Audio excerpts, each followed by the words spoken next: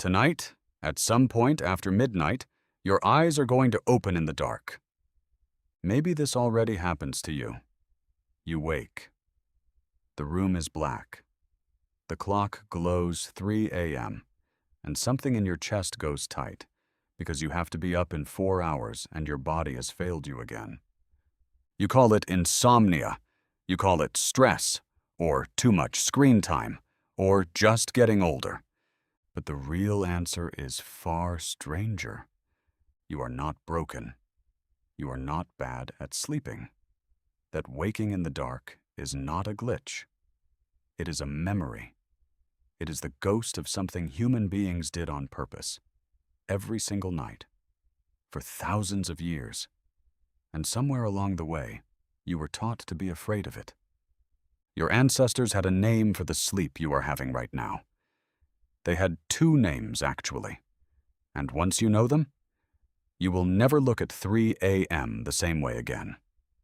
Start in the archives. A historian named Roger E. Kirch spent years reading the kind of thing almost nobody reads anymore. Diaries, court testimony, prayer manuals, old medical books and older plays.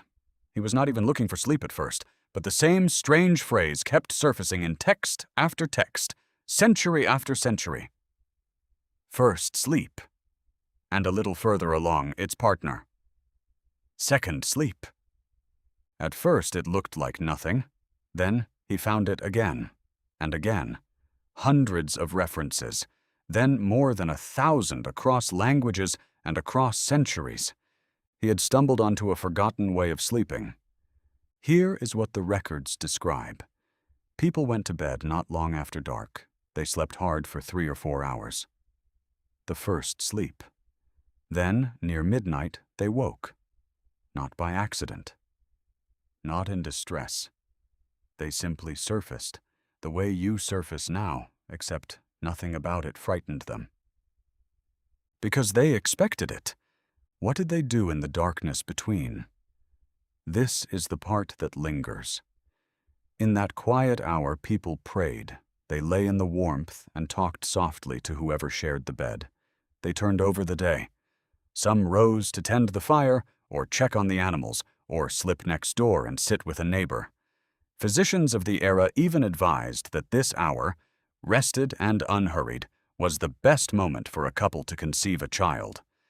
The phrase turns up everywhere once you know to look for it, in medical guides telling readers which side to lie on during the first sleep, in court records where a witness explains that she heard a cry somewhere between her first sleep and her second, in the offhand lines of poets and storytellers who used the words the way you might mention your morning coffee, because they assumed every single reader already knew exactly what they meant. And then there were the dreams. Waking directly out of that first block of sleep left people sitting in the dark, with their dreams still vivid, still close enough to touch. Some historians believe that this nightly, unhurried contact with the dreaming mind is part of why the old world was so soaked in visions and omens and meaning pulled straight from sleep. You wake out of dreams too. You just reach for a glowing phone before they can finish speaking.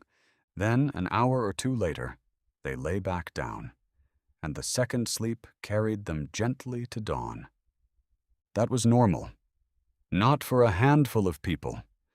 For almost everyone, almost everywhere, for a very long time. So how did an entire way of sleeping vanish so completely that waking at midnight now feels like a disorder?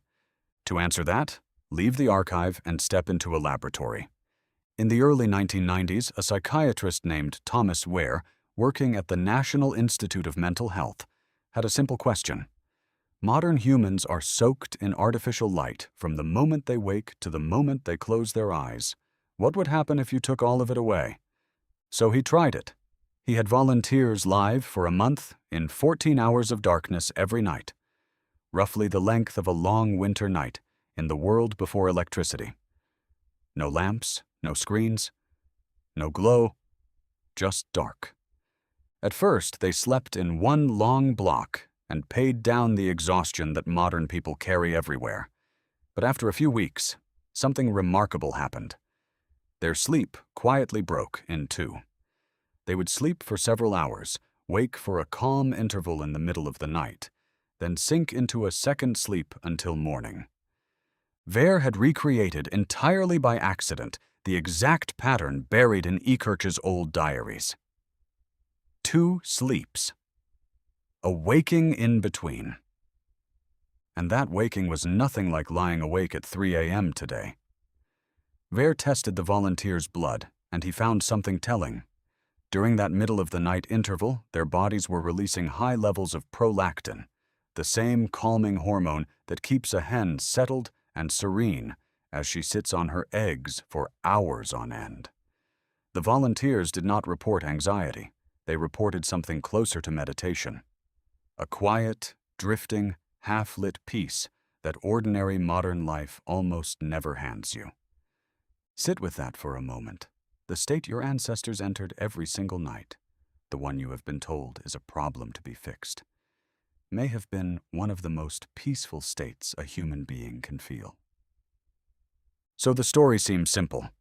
Ancient humans slept in 2 halves, electric light shattered it, and now you are left holding the wreckage. But here is where the story turns. Because if 2-part sleep is truly the deep original human pattern, then it should appear everywhere that humans still live without electricity. And a sleep researcher named Jerome Siegel at UCLA decided to actually go and check. His team traveled to 3 of the last communities on Earth living without electric light: the Hadza in Tanzania, the San in Namibia, and the Tsimane deep in the Bolivian Amazon. They fitted people with monitors and recorded for the first time how humans sleep when no light bulb has ever touched their nights. Everyone expected the ancient 2-sleep pattern to appear. It did not. These communities sleep in a single stretch. They sleep, on average, only 6 to 7 hours, less than many of the people watching this. They almost never nap, and their sleep is not anchored to darkness at all. They will happily stay up for hours after the sun is gone, talking by the fire, and then drift off as the air turns cold, waking near the chill just before dawn. Their bodies follow the temperature of the night, not the blackness of it.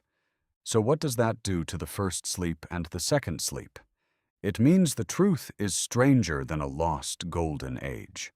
2-part sleep may not be humanity's ancient default at all.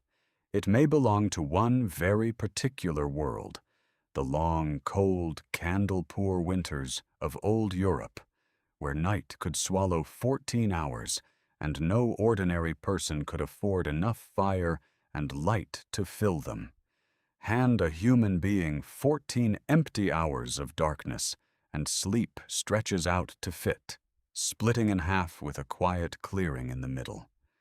Give that same human a warm night near the equator, and sleep pulls tight into a single block.